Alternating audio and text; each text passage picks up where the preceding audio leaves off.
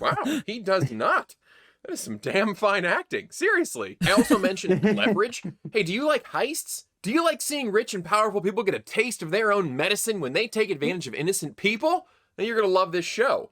Former insurance investigator Nathan Ford turns into a Robin Hood style vigilante using his knowledge and his team's skills to turn the The tables hitter. on those who would I like abuse that. their station. He had a baseball bat. You see that?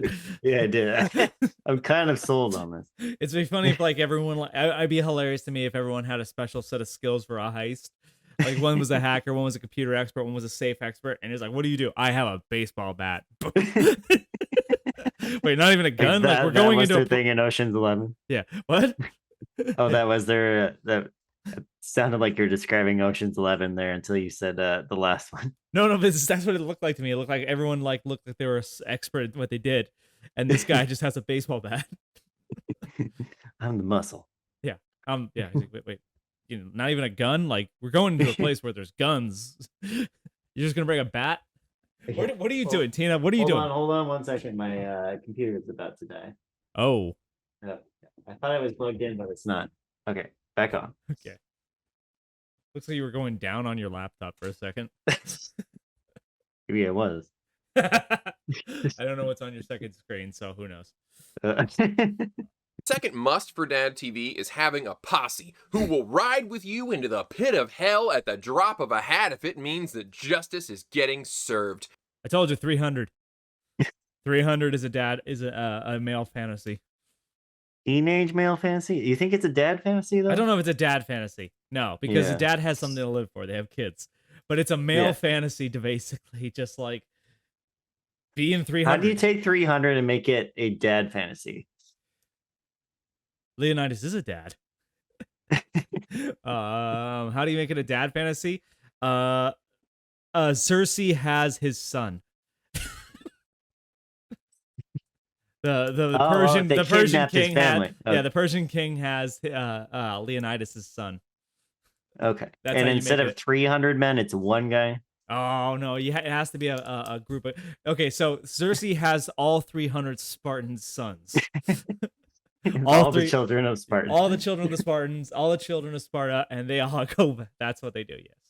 Yes, that's how you make 300 a dad fantasy, not just a male. Fantasy. Okay, it's about because they're just protecting Sparta, not their family. They're protecting all of Greece and freedom. That's right. Don't you know? Yes. Propaganda that fucking Greeks didn't care about freedom. What the fuck are they talking about? Freedom. No. I love that movie, but that's the one thing they get really wrong. There was no like greater stand towards freedom. They think that was just Americanized part. It's Americana and Greek. It's a Greek mythology as told by Americans. Yes. I mean, they're definitely kind of one of a kind. I mean, I don't think there's too many movies that quite do everything that it does. No, I think 300's an amazing movie. My wife doesn't agree, but okay, she's wrong about that one.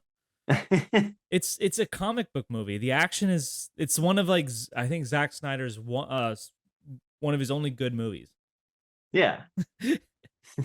Because he does visuals really well. And I don't just mean the studly guys in their fucking like bikini bottoms. I mean like just the sequences, the action scenes are good. Yeah, the over the top, gratuitous, stylized violence. Very stylized, yeah. And like there's good writing in that. I know it's Frank Miller, based on I think it's Frank Miller who's the graphic novelist. Comedy?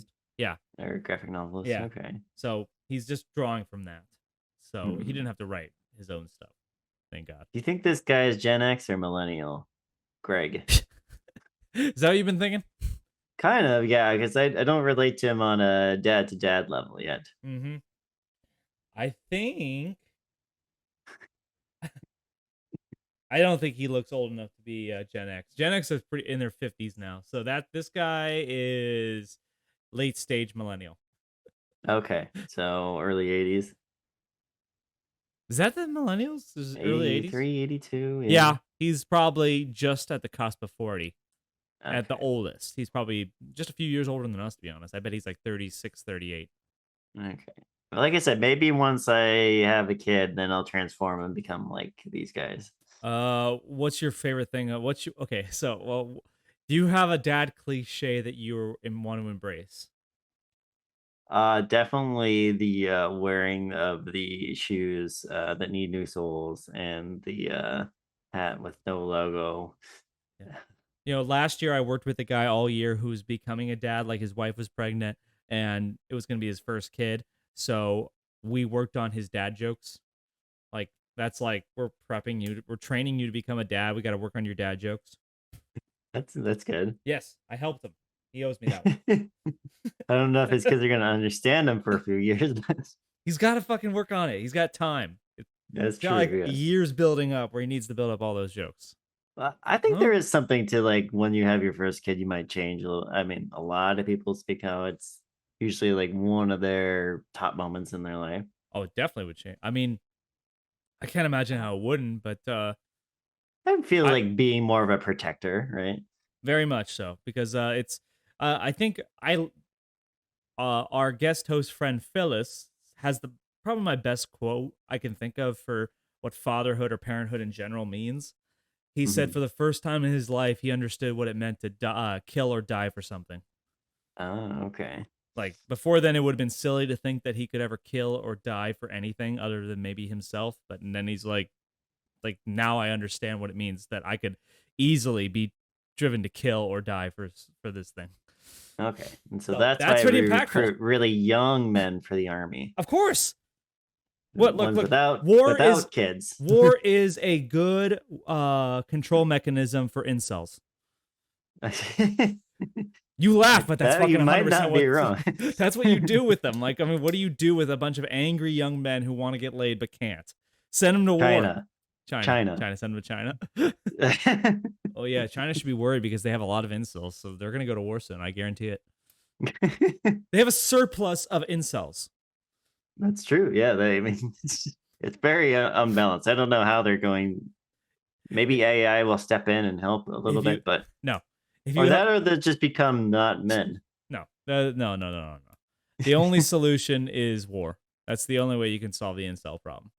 Okay, You have so definitely China's going to war. oh, definitely. If you have a high population of young men who are angry, hate the world, their own lives, can't get laid, the best thing you can do is go to war. Because Okay, then instead of killing each other, they kill others. okay. What we need I is solved all of America's problems, just war. See how I did that? see. I deserve a Nobel Peace Prize, really. How can we have war but no death? Video Uh, games. No, that's Ender's Game. Isn't that the twist to Ender's Game? Is that the Yeah, kids yeah. were actually fighting the war? Yeah, that's the Okay. big twist. They were Yeah. training to become the real thing, and in fact, they were doing it all along. Nah, you gotta really want to do it. Oh yeah, You can't just trick. That's why Ender Games is wrong. It takes away the bloodlust from the kids. that's why you had to have two sequels to reconcile is the guilt with killing the I never read the hive sequels, mind. so I did. Orson Scott Card is a Mormon. Yeah, Okay, good. Just wanted you to know. they're good storytellers. And so is Stephanie Myers, or what, the Twilight author. I did not know that. Yeah, that. It's If you ever still their rewatch Twilight, repression. if you ever rewatch Twilight or the sequels, that the extremely pro life. I'm not even joking. That's what the whole like third or fourth movie is all about. Is just like her keeping her baby, despite the fact that it's killing her. Huh? Propaganda. Yeah.